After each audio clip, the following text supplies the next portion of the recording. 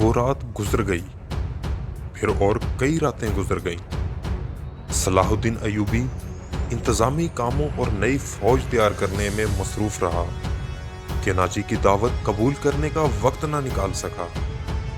अली बिन सुफियान ने उसे नाजी के मुतल्लिक जो रिपोर्ट दी उससे वो परेशान हो गया। उसने अली से कहा, इसका मतलब ये है कि ये शख्स सलीबियों से ज्यादा खतरनाक है। ये एक सांप है जिसे मिस्र की अमारत आस्तीन में पाल रही है। अली बिन सुफियान ने नाजी की तखरीबकारी की तफसील सुनाई कि उसने किस तरह किस किस बड़े आदमी को अपने हाथ में लिया और इंतजामिया में मनमानी करता रहा। फिर कहा, और जिस सूडानी सिपाह का वो सालार है वो हमारी बजाय उसकी वफादार है। क्या आप उसका कोई इलाज सोच सकते हैं? सिर्फ सोच ही नहीं सकता, सलाहुद्दीन अयूबी ने जवाब दिया, इलाज शुरू कर चुका हूँ। मिस्र से जो सिपाह भर्ती की जा रही है इसे मैं सूडानी मुहाफिजों में गड़बड़ कर दूंगा। फिर यह फौज सूडानी होगी ना मिस्री।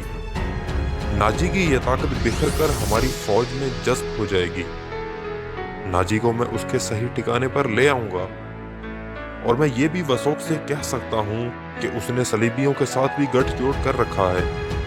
अली बिन सुफियान ने कहा, आप सल्तनत इस्लामिया को एक मजबूत मरकज पर लाकर इस्लाम को वसत देना चाहते हैं, मगर नाजी आपके ख्वाब को दीवाने के ख्वाब बना रहा है। तुम इस सिलसिले में क्या कर रहे हो? ये मुझ पर छोड़ें। अली बिन सुफियान ने जवाब दिया, मैं जो कुछ करूंगा वो आपको साथ साथ बताता रहूंगा। आप मुतमईन रहें, मैंने उसके गिर्द जासूसों की ऐसी दीवार चुन दी है जिसमें आंखें भी हैं, कान भी हैं और ये दीवार मुतहरक भी है। यूँ समझ लें कि मैंने उसे अपने जासूसी के किले में कैद कर लिया है। सलाहुद्दीन अयूबी को अली बिन सुफियान पर इस कदर एतमाद था कि उसकी दरे पर्दा कार्रवाई की तफसील ना पूछी। अली ने उससे पूछा, मालूम हुआ है कि वो आपको जश्न पर मदऊ कर रहा है। अगर यह बात सही है तो उसकी दावत उस वक्त कबूल कीजिएगा जब मैं आपको बताऊंगा। अयूबी उठा और हाथ पैंट पीछे रख कर टहलने लगा। उसकी आह निकल गई। वो रुक गया और बोला, अली बिन सुफियान, जिंदगी और मौत अल्लाह के हाथ में है। बेमकसद जिंदगी से क्या ये बेहतर नहीं कि इंसान पैदा होते ही मर जाए? कभी कभी ये सोच दिमाग में आ जाती है कि वो लोग शायद खुश नसीब हैं जिनकी कौमी हिस्स मुर्दा होती है और जिनका कोई किरदार नहीं होता, बड़े मज़े से जीते और अपनी आई पर मर जाते हैं। वो बदनसीब हैं अमीर मोहतरम। अली ने कहा, हाँ अली बिन सुफियान, सलाहुद्दीन अयूबी ने कहा, मैं जब इन्हें खुश नसीब कहता हूँ तो यही बात मालूम नहीं कि कौन मेरे काम में कह देता है जो तुमने कही है। मगर सोचता हूँ कि हमने तारीख का धारा इस मोड़ पर ना बदला तो मिलत इस्लामिया बिखर कर वादियों, जंगलों और सहराओं में खो जाएगी। मिल्लत की खिलाफत 3 हिस्सों में बट गई है।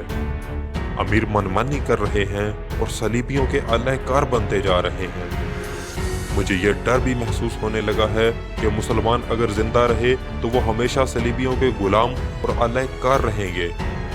वो इसी पे खुश रहेंगे कि जिंदा हैं, मगर वो कौम की हैसियत से वो मुर्दा हो चुके होंगे। जरा नक्शा देखो अली, आधी सदी में दुनिया हमारी सल्तनत का नक्शा कितना सुखड़ गया है।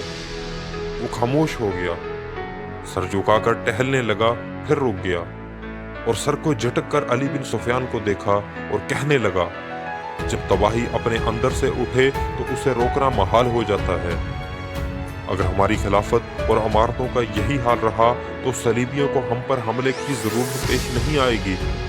वो आग जिसमें हम अपना ईमान, किरदार और अपनी कौमियत जुला रहे हैं, इसमें सलीबी आहिस्ता आहिस्ता तेल डालते रहेंगे।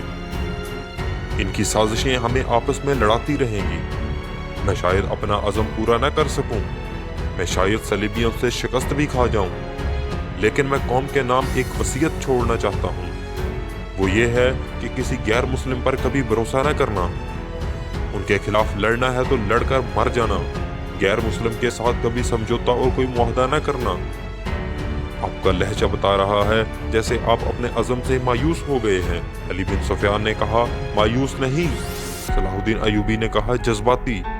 अली, मेरा एक हुक्म मुतलका शोबे तक पहुंचा दो, भर्ती तेज कर दो और कोशिश करो कि फौज के लिए ज्यादा से ज्यादा ऐसे आदमी रखो जो जंग का तजर्बा हासिल कर चुके हों। हमारे पास इतनी लंबी तरबियत का वक्त नहीं।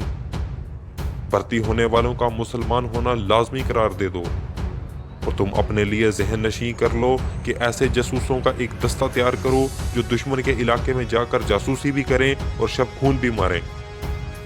ये जानबाजों का दस्ता होगा। इन्हें खसूसी तरबियत दो, इनमें ये सफात पैदा करो कि ऊंट की तरह ज्यादा से ज्यादा अरसा प्यास बर्दाश्त कर सकें। उनकी नजरें अकाब की तरह तेज हों और उनमें सहराई लोमड़ी की मकारी हो और वो दुश्मन पर चीते की तरह झपटने में की महारत, दलेरी और ताकत के मालिक हों। इनमें शराब, हशीश वगैरह की आदत ना हो और वो औरत के लिए वो बर्फ की तरह यक हों। भर्ती तेज कर दो अली बिन सुफियान, और याद रखो मैं हजूम का कायल नहीं, मुझे लड़ने वालों की जरूरत है, वह तादाद थोड़ी हो। इनमें कौमी जज्बा हो और मेरे अज़म को समझते हो। किसी के दिल में ये शबी ना हो कि उसे क्यों लड़ाया जा रहा है।